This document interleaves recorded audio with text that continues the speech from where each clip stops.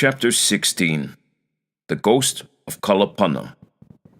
It has been told by several families who lived near the trail to the mango orchard that led to the upper ridge where Ah Chong lived in his grass hut, that there was a white, legless ghost.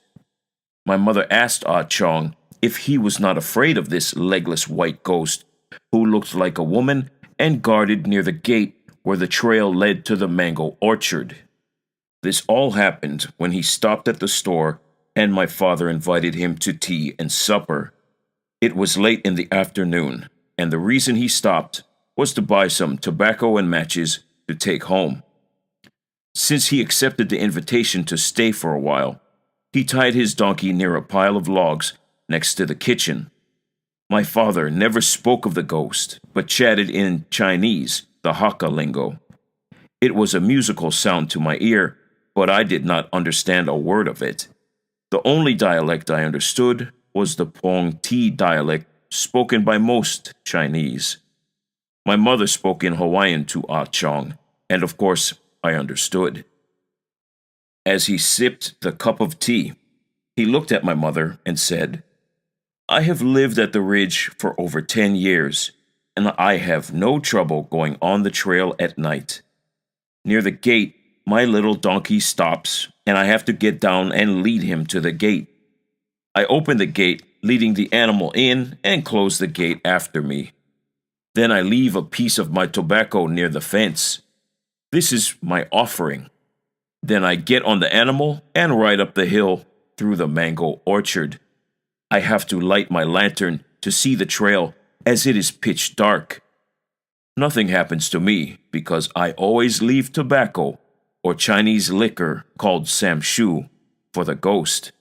The ghost and me are great friends." When the Hawaiians saw him going home at night, they said, "The ghost will get you." He just laughed. During the daytime, nothing happened. Then why, when all others used the trail, did the ghost appear and stop them? Ah Chong said they must give something to the ghost. Then they would have no trouble. Ah Chong said, "At the beginning, when I first came to live at the ridge, a family of Hawaiians were living there. They liked me because I took care of their needs. Then I became like one of the family. They told me about the ghost who guarded the trail near the gate. In the old days, that was the open trail that the menehunes, or small people, traveled on at night to the beach by way of Kalapana. The trail led along the side of the mango orchard and along the stone wall fence. The owner below the mango orchard built a stone wall across the mango orchard boundary. He also built a wooden gate so one could cross the trail at any time. From that time on, the ghost appeared to those who came to the gate. The first night I came to the gate, the ghost appeared. She was a big woman, all in white with a dark face. I could not see the legs.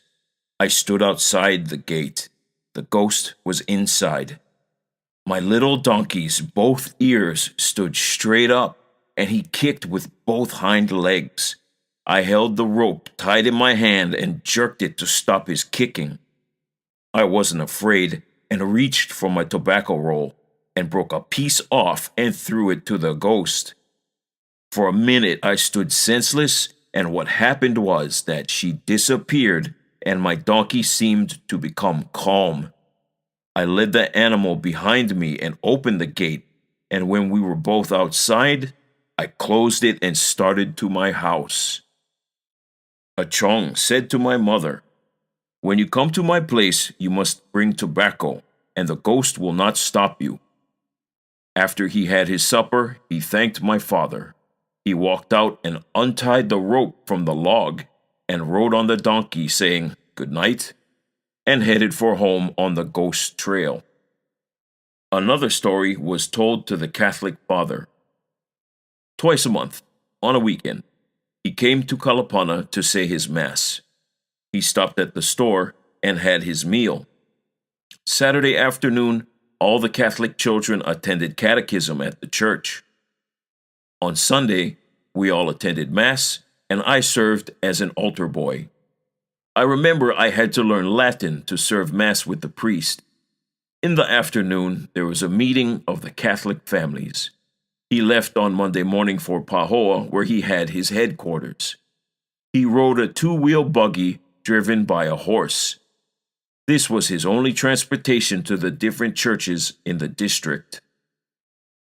On a Sunday afternoon after the meeting, I told the Catholic father about the ghost that guarded the gate on the old trail to the upper ridge. He listened to my story and said that it was hearsay. I told him if he would not believe me, that he could talk to Ah Chong. He laughed at me. Those who were there after the meeting all vouched that the story was true. He just laughed again and said that there was no such thing as a ghost, and that many times people think they see or feel one, but it was just imagination. The Hawaiians said that the Kalapana ghost was real and gave trouble, and told the priest that they thought he could help by blessing the gate where the ghost appeared. Then he asked how many people had seen the ghost. The older folks all admitted that they had seen it. They gave him the description and said no one could distinguish who she was and that she stood taller than the gate. The priest said he would see about it when he had the time, and the church members said, "Why not tonight?" He replied, "We have a meeting tonight, so it is impossible." After a month had gone by, everything was forgotten. One Friday morning, the priest appeared at the store. My mother happened to see him first, and he stopped in front of the store. She asked, "Why do you come one day ahead and not tomorrow?" He replied, "I want to see this Hawaiian ghost." My mother laughed and said, "Maybe the ghost will not come out because you are a priest and carry a rosary with a cross." Then he laughed and said, "Maybe what you say is true, but I'm going to see about it this evening after I have my supper." I volunteered to go with him. I felt frightened, but in going with a Catholic father, I thought I was in good hands. I never had seen any ghost. I just heard people talking about it, and this one time I was going to see it. He asked me if I was frightened, and I told him, "Yes, I am, but with you, I think I can be brave." My mother got my rosary and told me to take it with me. About 6 o'clock, as the sun was sinking over the ridge, we both started out to hunt the white ghost. I got a hand lantern and the priest carried his prayer book. As we were walking the trail, we met some of the natives on the way, and they wanted to know where we were going. I told them, "Up to the ridge." Some of them said, "You better not go. It's no good." The priest spoke in Hawaiian. "The Lord will take care of that." As we neared the trail, there was an open plain covered with green grass and loosely scattered large rocks, but plainly seen was the trail of footmarks of the animals imprinted on the grass and turning yellow. After we passed a distance of 1 mile, the trail led to some guava bushes. The trees were scattered all over. There were some trees we had to walk under as the branches covered a wide area. As we came near the gate, we could see the mango orchard ahead. From the gate, the trail sloped upward with a climb of about 10 degrees. It was about twilight time. The breeze was blowing, and you could hear the rattling of the mango leaves. I had a scary feeling, expecting anything to happen. The Catholic father was calm, walking ahead of me. Once in a while, he stopped and asked if I saw or heard anything. All I said was, "I hear the sound of the wind and the rattling of the mango leaves in the distance." As we came near the gate, I heard him saying, "I don't feel right." It is funny. I thought I had seen something, but probably my eyes were playing tricks on me. As far as I was concerned, I didn't see anything, but had just a funny feeling creep in me, like someone was around that I could not see. The father came to the gate. No one was there. He opened it, and I followed behind him. We walked to the mango orchard and waited for any sign, and there was none. I heard the father speaking. It's funny, I have a feeling that something is around me. He asked me if I felt the same. I was afraid to answer because this time I was really afraid. He asked me again, and I said, yes. Since the ghost did not appear, I said my prayers and turned to return home. By this time it was dark, so I lit the lantern and started walking. The father followed behind me to the gate. I opened the gate and father closed it behind me. As we left the gate, we felt a gust of strong whirlwind blow past the gate. You could hear the leaves rattle and dry branches sweeping the stone wall. I heard the father say, "Let's go home. This is an evil omen." Before he left, he blessed the gate. We both did not see anything, but we both could feel that there was something around. Of course, I had my rosary and the Catholic father, so I was kind of relieved. I was holding the lamp, leading the way, and he was following behind me. He was saying his rosary. About 8 o'clock, we arrived at the store. A few families were there waiting to see the father about the ghost. He told them, "I did not see anything, but it was kind of spooky. I would like to meet the ghost. I have a feeling that it was there because the wind made a loud whirlwind sound. Maybe because I am a priest, the ghost doesn't want to see me." My mother laughed and said, "If you were not a priest, then you would see it like anybody else.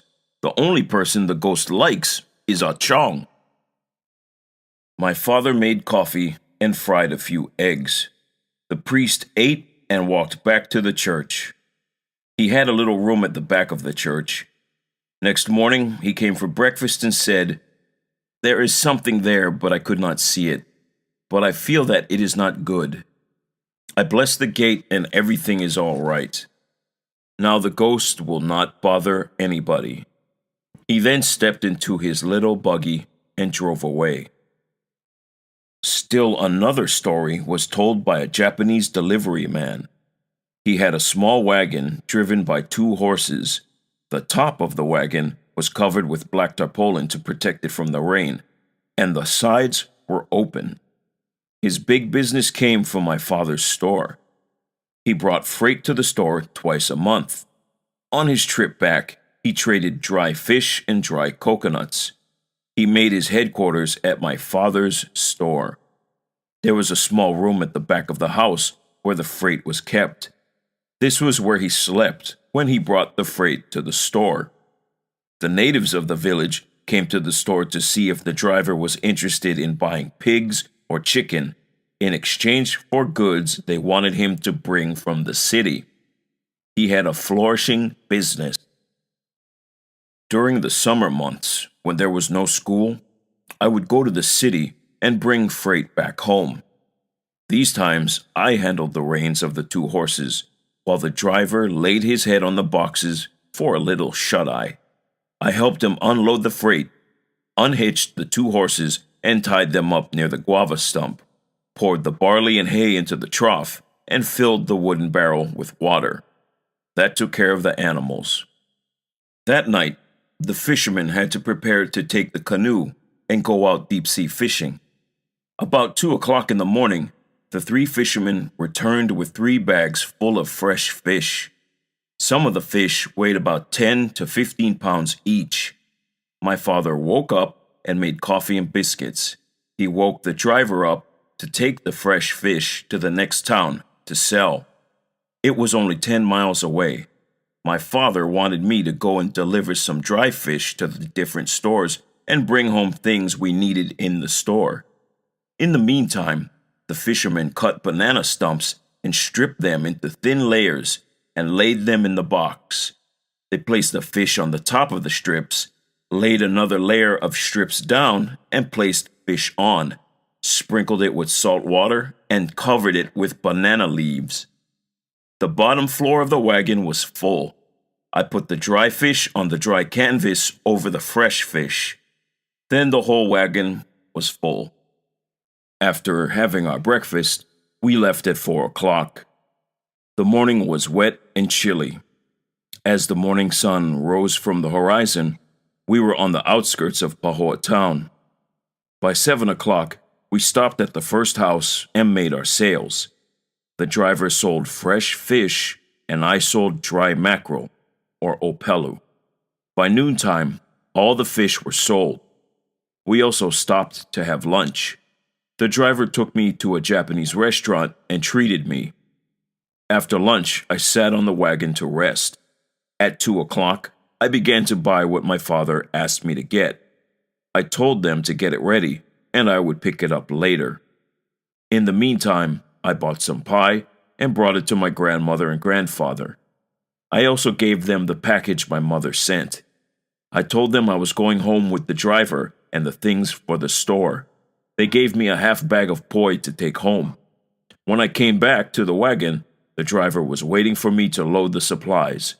This we did, and before we left, I ate an ice cream cone sitting on the wagon. To entertain himself, the driver sang old Japanese songs. It was very quaint to listen to. The melody had only 2 tones, a high and a low. The sound of the horses walking and the wheels rolling over the rocky road with the birds singing in the forest gave me a feeling of awakening instead of loneliness.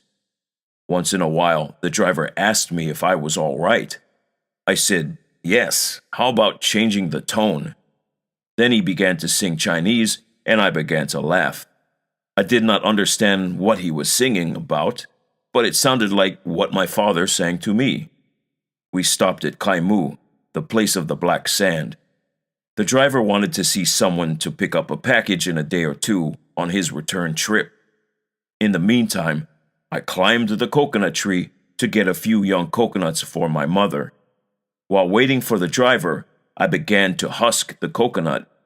I was about finished when he returned. He asked me to take the reins and start for home. This I did and drove the wagon. As the sun sank over the ridge, we arrived at the store. We unloaded the freight and unhitched the horses from the wagon. The driver took the 2 horses to the pond to wash them down.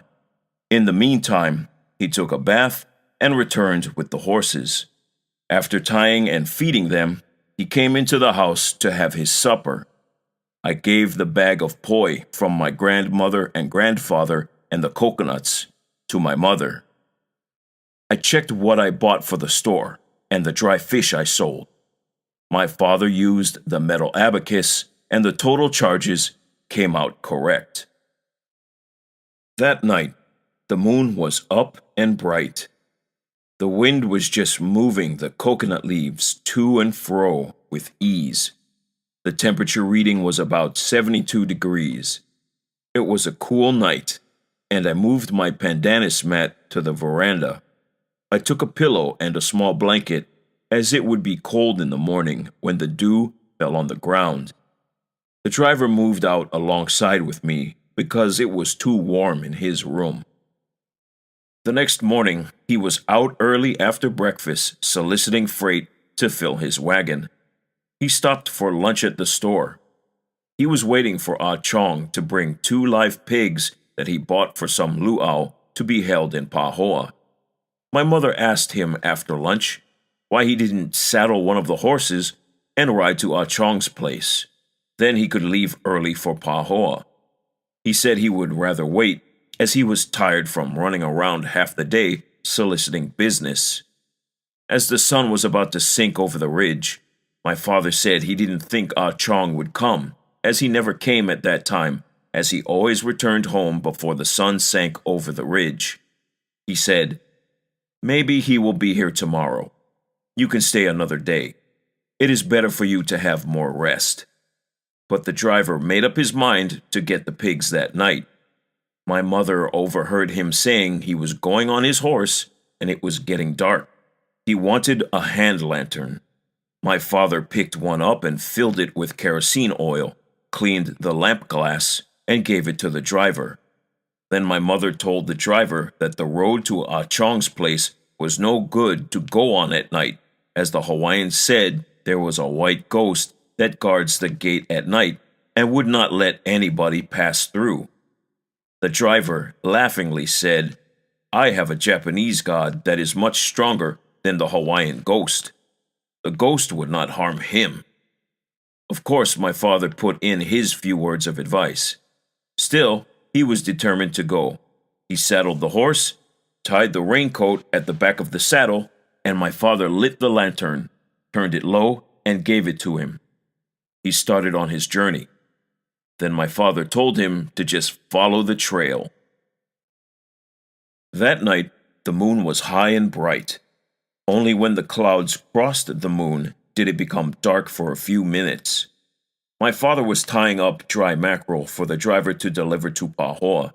It was then about midnight, and we all thought the driver probably stayed for the night at Ah Chong's place.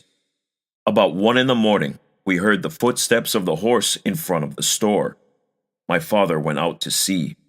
The saddle was still on the horse, but it hung under the horse's belly. There was no sign of the driver. My father and I got a lantern and started out to look by following the trail. The dew had set on the grass, and the weather was chilly, although it was a clear morning. As we approached the guava grove, we noticed a body lying in the grass. As we came near, we saw it was the driver. He was hurt, but had laid down to rest until daylight. We asked him if he could walk. He said that someone must hold him. He told us that he fell from the horse when the horse saw the white object at the gate. The horse turned around and headed back. He said, "I tried to find the lantern under the guava bushes, but it was nowhere to be found. The only way was to turn back and find my way the best I could. I walked a short distance and rested, and when I got out of the guava bushes, I lay down and fell asleep. There was pain in my leg, and the morning dew was cold, and I only hoped someone would come to my aid." My father told him the horse had just returned about 1 in the morning. He stood up with the help of my father and was able to limp. We got home about 3 in the morning. By that time, my mother was up and had prepared hot water, assuming he was hurt.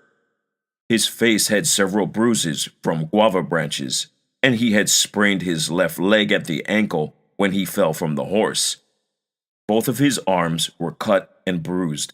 My mother dressed the cuts and bruises, and my father applied hot towels and Chinese herb to the ankle.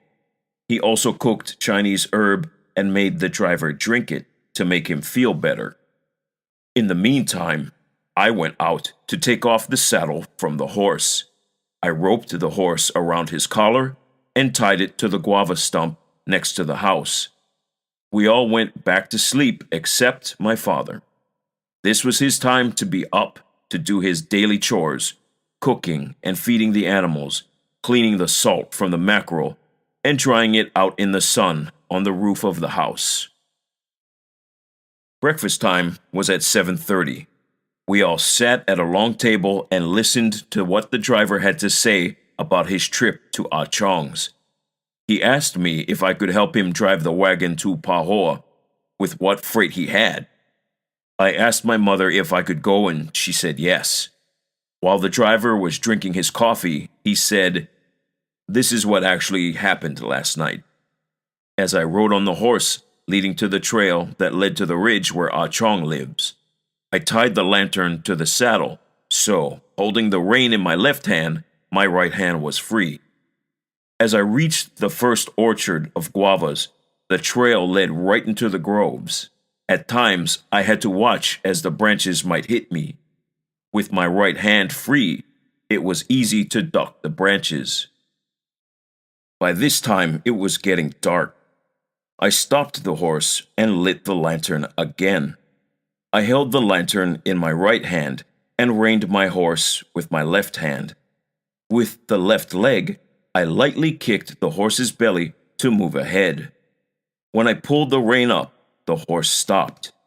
Everything went on nicely until I came within sight of the gate. When about 10 feet from it, the horse stopped. I had just come out of the last guava bushes and did not look ahead. I looked at the horse to see why he stopped so suddenly. His two big ears just stood up as if someone was ahead. This time, the place around me looked hazy. The light of the moon was behind the white cloud. The lantern was no help at all. I used both my legs and kicked the horse's belly to move ahead. The horse was stubborn. I thought to myself, it must be something ahead that she saw so she would not go. I kept on kicking her, and then I saw at the gate this white object. It was big, all white, and the face was black. I could not make out for sure whether it was a man or woman. By that time, the horse stood on his hind legs, which threw me down. I just slid off the back of the horse with the lantern in my hand. As I landed on the ground, I sprained my left ankle. The lantern was under me, and the glass was broken. As the oil spilled out, it began to light up brighter. This frightened the horse, and she turned around and fled, leaving me alone. I looked at the gate. Nobody was there. I had seen the ghost while I was on the horse. My ankle was hurting me, but I managed to limp to the gate to see if the ghost that I had seen was true. I thought, maybe I can talk to her. I spoke in Hawaiian and Japanese, but heard no answer. Just the wind blowing and a small gust, enough to frighten me. I was determined to wait and see who was strong. After waiting for some time, no sign of the ghost appeared. With the sound of the gust made by the wind, I felt there was something around, but I could not see anything. Then he made up his mind to turn back. The morning dew was falling like a light shower, and it was cold. He left the gate and limped back through the guava bushes. He could not see the trail, but looking up to the sky, he knew he was walking straight to the ocean. Every few yards, he stopped to rest, but the cold breeze made him get up and walk until he came out of the bushes into an opening. He laid down and rested, and that is where we found him. My mother asked him if he believed in the white ghost who guarded the gate. He said, "This is the first time I have seen a Hawaiian ghost. My Japanese god cannot fight a Hawaiian ghost. Next time I go, I will bring tobacco for the ghost." That very day, Ah Chong came to the store with the 2 pigs as he had promised. He found the lantern about 10 feet from the gate, and the grass was burned and the guava stump blackened. He brought the lantern, and the only broken part was the glass. He knew the lantern belonged to my father, as my father had his lanterns painted red at the bottom. The driver was happy that he brought the pigs. He put the pigs in the back of the wagon, tied them in a sack with the nostrils out, and then tied them inside the wagon. Ah Chong sat down, and my father made coffee and gave him biscuits for breakfast. Ah Chong said, "Next time you come to my place, bring tobacco rolls or leaves and throw at the gate, and the ghost will not bother you. During the day, you are free to go in and out of the gate. Only at night you give her tobacco. I don't see the ghost all the time, but I make sure she gets tobacco. She's very nice and protects me. She is like a guardian angel." The driver paid Ah Chong for the pigs, and he bought supplies, loaded them on his donkey, and returned home. I got the 2 horses hitched to the wagon. The driver checked his wagon to see if he had all the freight accounted for to be delivered to the next town. Then he stepped on the front wheel and sat in the front with me. He gave me the signal to go. With both reins in my hand and my left foot on the brake, the wagon began to roll on its way to Pahoa.